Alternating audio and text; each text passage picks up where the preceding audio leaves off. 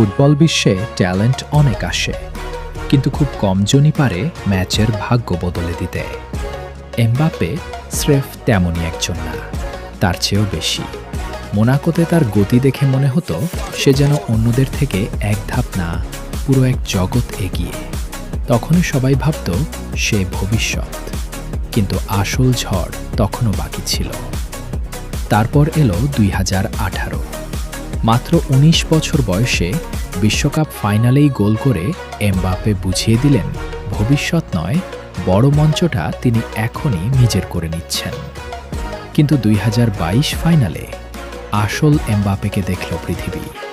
Match হাতছাড়া, চাপ আকাশচুম্বী, আর সেই সময়ই সে কয়েক সেকেন্ডে সব কিছু বদলে দিল।